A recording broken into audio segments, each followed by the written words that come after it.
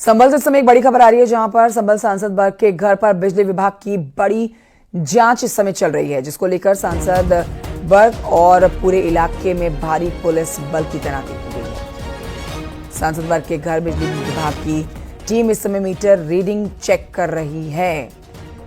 तो देखिए 24 नवंबर की वो घटना, जिसके बाद से ही अब नई कड़ियां खुल रही हैं। बिजली चोरी का मामला यहां पर सामने आया और बिजली चोरी के बाद अब यहां वर्ग के घर पर आज मीटर चेकिंग के लिए टीम पहुंची हुई है।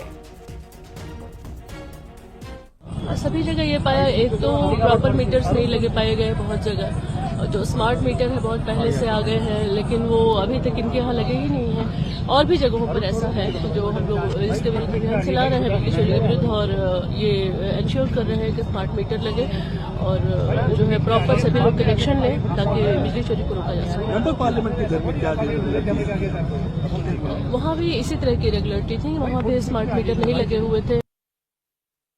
बिजली विभाग की टीम अंदर पहुंची है, प्रशासन यहां पर पहुंचा, आप देख सकते हैं भारी संख्या में आरएएफ और उत्तर प्रदेश पुलिस के जवान यहां पर, पीएसी यहां पर पहुंची है। और ये सब इसलिए क्योंकि जियाउर रहमान सांसद जो है यहां से संभल से, उनके घर के बाहर की ये तस्वीर है। भारी संख्या में पुलिस फोर्स यहां पर रैपिड एक्शन फोर्स के साथ दिखाई देगी, आपको पीएसी यहां पर दिखाई देगी। ये सब इसलिए क्योंकि जिस मीटर को लेकर, क्योंकि बिजली चोरी को लेकर एक बड़ा अभियान ऊर्जा विभाग की तरफ से इस वक्त चलाया जा रहा है संभल में खासतौर से, और 1250 से ज्यादा एफआईआर की जा चुकी है। और जियाउर रहमान वर्ग का जो घर है वहां पर स्मार्ट मीटर लगाया गया था 2 दिन पहले, और हमने वो दिखाया था कि कैसे बिजली के बिल में घटोतरी और बढ़ोतरी का जो सीन है वो है। मैं एक बार अंदर की तरफ आपको लेकर चलता हूं, क्योंकि अपने दर्शकों को ये बताना है कि अंदर क्या है, क्योंकि ये जियाउर रहमान का घर है जहां पर जो बिजली के बिल को लेकर जो भी कुछ इस वक्त सामने आ रहा है कि उनके बिजली के मीटर में कितना कम और ज़्यादा का वो हुआ है, उसको लेकर यहाँ पर हम बातचीत कर सकते हैं। पुलिस अधिकारी यहाँ पर मौके पर आप देख सकते हैं तस्वीरों में, सभी अधिकारी यहाँ पर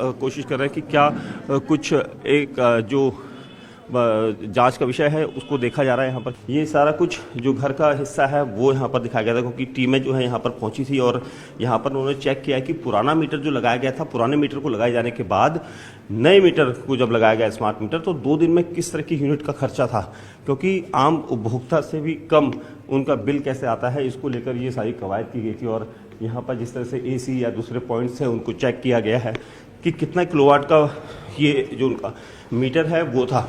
और इसीलिए जो विभाग की टीमें हैं वो यहाँ पहुँची थी और सभी यहाँ पर सुबह सुबह इस पूरी जो एक प्रकार से जांच टीम जो है वो यहाँ पहुँची थी, और सभी ने यहाँ पर चेक किया कि किस तरह से उनके घर का लोड है, क्योंकि मीटर में अक्सर हम देखते हैं कि लोड जो है अलग अलग होता है, और इसीलिए क्योंकि इतना बड़ा आलीशान घर है उनका, और इस आलीशान घर में लोड जो है बहुत कम रहता है और ज़्यादा रहना चाहिए। कांग्रेस कार्यकर्ता प्रभात पांडे की मौत का मामला, जिसमें आपको बताएं कि पोस्टमार्टम रिपोर्ट से साफ नहीं हुई मौत की वजह। आगे की जांच के लिए हृदय विसरा सुरक्षित रखा गया और पोस्टमार्टम के बाद शव मृतक के गृह जनपद गोरखपुर भेजा गया। वहीं कल लखनऊ में कांग्रेस कार्यकर्ता प्रभात पांडे की मौत के मामले में केस दर्ज होने के बाद डीसीपी सेंट्रल रवीना त्यागी का बयान आया है। उन्होंने बताया है कि मृतक के चाचा मनीष पांडे की तहरीर पर हत्या का मामला दर्ज किया गया है। मृतक के चाचा का आरोप है कि पार्टी कार्यालय पर प्रभात 2 घंटे से बेहोश थे। उन्हें गाड़ी से सिविल हॉस्पिटल ले जाया गया, जहां डॉक्टर्स ने उन्हें मृत घोषित कर दिया। इसके साथ ही पारदर्शिता बनाए रखने के लिए डॉक्टरों के पैनल द्वारा मृतक का पोस्टमार्टम करवाया जा रहा है, वीडियोग्राफी करवाते हुए। जो पूरी की पूरी कार्रवाई होगी वो पूरी निष्पक्षता के साथ और पारदर्शिता के साथ संपन्न कराई जाएगी। इसमें साक्ष्य संकलन की कार्रवाई करते हुए घटना का शीघ्र अनावरण किया जाएगा, सत्यता तक पहुंचा जाएगा, और जो भी दोषी इसमें पाया जाएगा उसके खिलाफ सख्त विधिक कार्रवाई अमल में लाई जाएगी। बढ़ते आगे आपको बताते हैं, यूपी विधानसभा के शीतकालीन सत्र का 4था दिन है। आज महाकुंभ पर विशेष चर्चा होनी है। इसके अलावा सीएम योगी आज विधानसभा में बोलेंगे और सीएम योगी का संबोधन दोपहर 3 बजे होना है। बता दें आपको, सत्र के 4थे दिन अनुपूरक बजट पर चर्चा होनी है। अलाउद्दीन और जानकारी देंगे इस पर। लाइव हमारे साथ मौजूद है अलाउद्दीन। एक तरफ देखिए यूपी विधानसभा का शीतकालीन सत्र का जो आज चौथा दिन है उस पर महाकुंभ पर विशेष चर्चा होनी है, लेकिन मुख्यमंत्री योगी आदित्यनाथ को भी सुनना बहुत जरूरी होगा, जो 3 बजे वो बोलेंगे। जी हाँ, बिल्कुल 3 बजे उनका संबोधन होगा। सबसे महत्वपूर्ण बात ये होगी, जिस तरह से मंगलवार को अनुपूरक बजट आया था और विकास की तमाम चीजों को गति देने के लिए जो बजट आवंटित किए गए थे, न सिर्फ उन पर वो जो है विस्तार से जानकारी देंगे, बल्कि महाकुंभ को लेकर के वो बताएंगे किस तरह से इस बार का महाकुंभ न सिर्फ उत्तर प्रदेश के लिए बल्कि पूरे देश और पूरी दुनिया के लिए एक सौगात भरा होगा। क्या उत्तर प्रदेश सरकार की प्लानिंग है और किस तरह का रोड मैप है, और खासतौर से पूरे दुनिया में किस तरह से महाकुंभ को लेकर के न सिर्फ उत्तर प्रदेश सरकार उत्साहित है बल्कि उसके प्रचार प्रसार से लेकर तमाम व्यवस्थाएं किस तरह से की जा रही हैं, इस बात पर भी फोकस किया जाएगा। और साथ ही सबसे अहम और खास बात देखने वाली होगी कि आज उत्तर प्रदेश की विधानसभा में जिस तरह से लगातार पिछले 2-3 दिनों से व्यवधान की बात थी समाजवादी पार्टी के विधायक या अपोजिशन के विधायकों की तरफ से, उस मुद्दे पर भी जो है मुख्यमंत्री योगी आदित्यनाथ यानी नेता जनता सदन अपना पक्ष रखेंगे। तो ऐसे में महाकुंभ से लेकर के तमाम मुद्दों पर आज न सिर्फ सदन में पक्ष रखा जाएगा बल्कि ये कहा जा रहा है कि अपोजिशन की तरफ से भी कुछ नेताओं को आज बोलने का मौका दिया जाएगा। तो ऐसे में आज चर्चाओं का दौर रहेगा, यानी कि जो लोकतांत्रिक विधि है, लोकतांत्रिक व्यवस्था है कि अनुपूरक बजट या बजट पेश होने के बाद चर्चा का जो प्रावधान है वो प्रावधान आज सदन में दिखाई देगा। शुक्रिया आपका अलाउद्दीन जानकारी के लिए। और यहाँ एक छोटे से ब्रेक के लिए रुकना होगा, कहीं मत जाइए, जल्द लौट रहे हैं।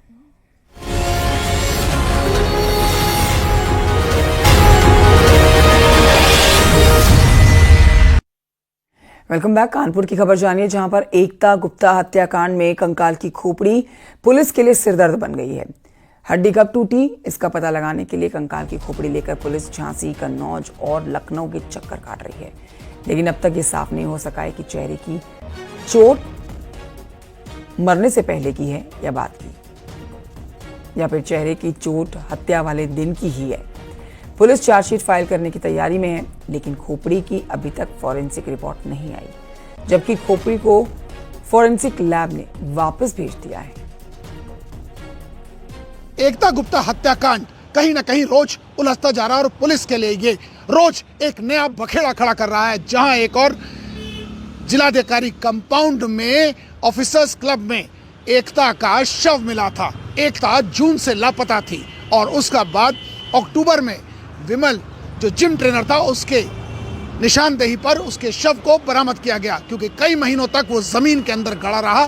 तो उसके बाद इसको फॉरेंसिक के लिए एक ने भेजा गया। अगर बात की जाए विधि विज्ञान प्रयोगशाला लखनऊ में उसकी खोपड़ी को भेजा गया था, क्योंकि नाक पर हड्डी में ब्रेकिंग थी और ऐसे में उसे एक बार प्रयोगशाला से फिर से कानपुर भेजा गया ताकि उसका एक्सरे करा के यहाँ भेजा जाए।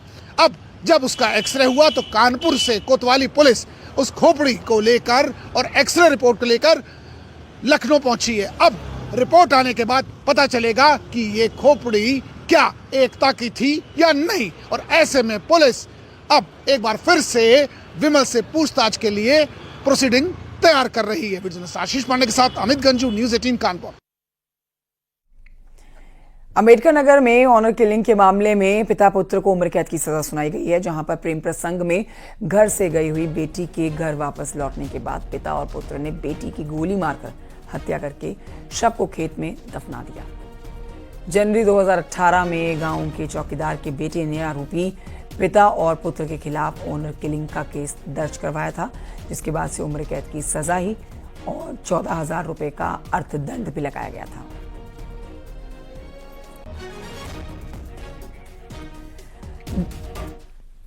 दिल्ली एनसीआर में बढ़ते प्रदूषण की अब बात करते हैं। दिल्ली एनसीआर में हवा जहरीली हो चुकी है। दिल्ली में एयर क्वालिटी इंडेक्स गंभीर श्रेणी में पहुंच चुका है। नोएडा और गाजियाबाद भी इससे अछूता नहीं है, यहां पर भी air quality index red zone में है, जबकि greater Noida dark red zone में है। दिल्ली एनसीआर गैस चैम्बर में तब्दील हो चुका है। दिल्ली एनसीआर का एयर क्वालिटी इंडेक्स खतरनाक निशान को पार कर चुका है।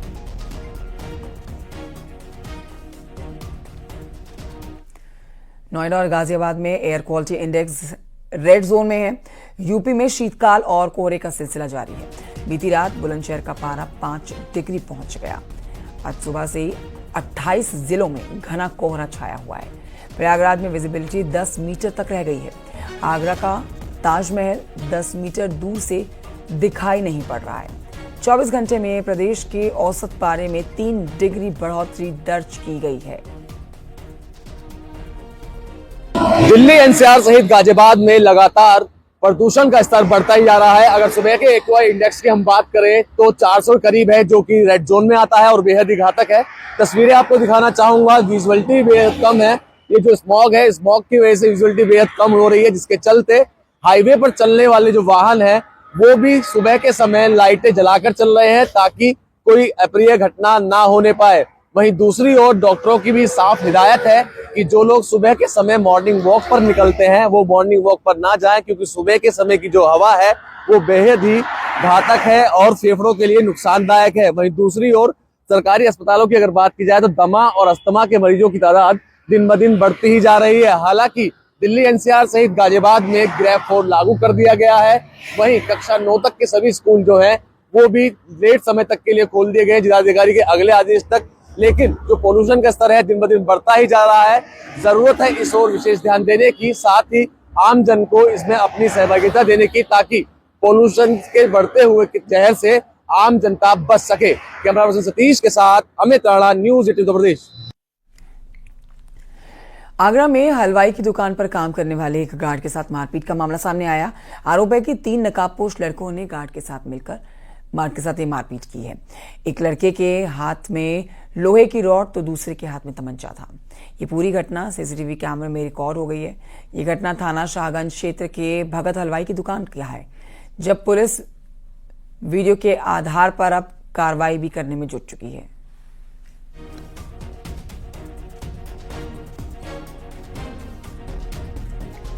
खबर हरदोई से, जहां पर बाइकर्स गैंग की शरारत का एक वीडियो सोशल मीडिया पर हो रहा है वायरल। गैंग में शामिल करीब 1 दर्जन बाइक पर सवार युवक फर्राटा भरते हुए नजर आ रहे हैं। साथ ही इन पर गाली गलौज करने का भी आरोप लगा है। गली मोहल्ले में जो सीसीटीवी कैमरे लगे हैं उनकी रिकॉर्डिंग आप इस समय देख सकते हैं। बीते कुछ दिनों से लगातार ये सिलसिला जारी है। इनकी हरकतें और हुड़दंग सीसीटीवी कैमरे में हर दिन रिकॉर्ड होता है।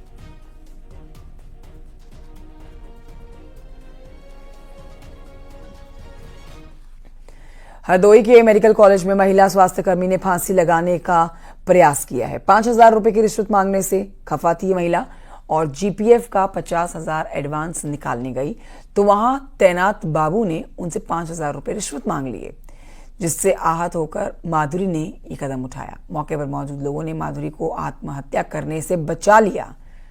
मामले को लेकर सीएमएस जेके वर्मा ने बताया है कि महिला दबाव बनाने के लिए इस तरह का ड्रामा कर रही थी। उन्होंने महिला के चरित्र पर भी सवाल उठाए हैं। साथ ही इस मामले को लेकर एफआईआर कराए जाने की बात कही गई है।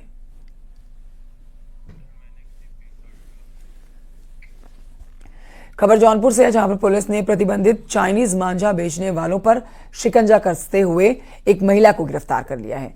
पुलिस ने दुकान से 40 रोल मांझा जब्त किया है।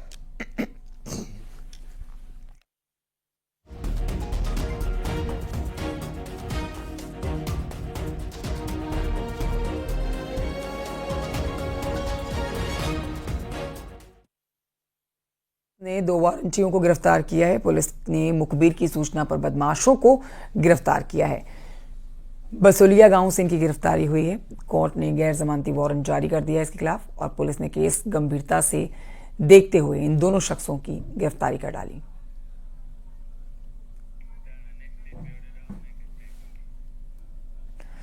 उधर अयोध्या में एक बड़ा हादसा टल गया है, जहां टायर फटने के बाद हाईवे पर ट्रक पलट गया तो वहीं पीछे से आ रही एक और ट्रेलर भिड़ गई इनसे, जिससे हाईवे पर लंबा जाम लग गया। फिलहाल किसी के जान के जाने का कोई अनुमान नुकसान नहीं हुआ है, जान का नुकसान नहीं हुआ है, लेकिन माल का नुकसान बहुत ज्यादा हुआ है। World chess champion D Gukesh ने न्यूज 18 से एक्सक्लूसिव बातचीत की है। उन्होंने कहा है कि सर्वश्रेष्ठ भारतीय का सम्मान मिलने पर काफी उत्साहित हूं। The world champion title, the win, and the kind of support that I see from India and the world of chess, it means a lot to me. Wow, I'm I'm super honored to know that. I mean, I would love to be. एक छोटे से break के लिए यहाँ रुकना होगा। आगे देखिए यूपी यूके टॉप 100।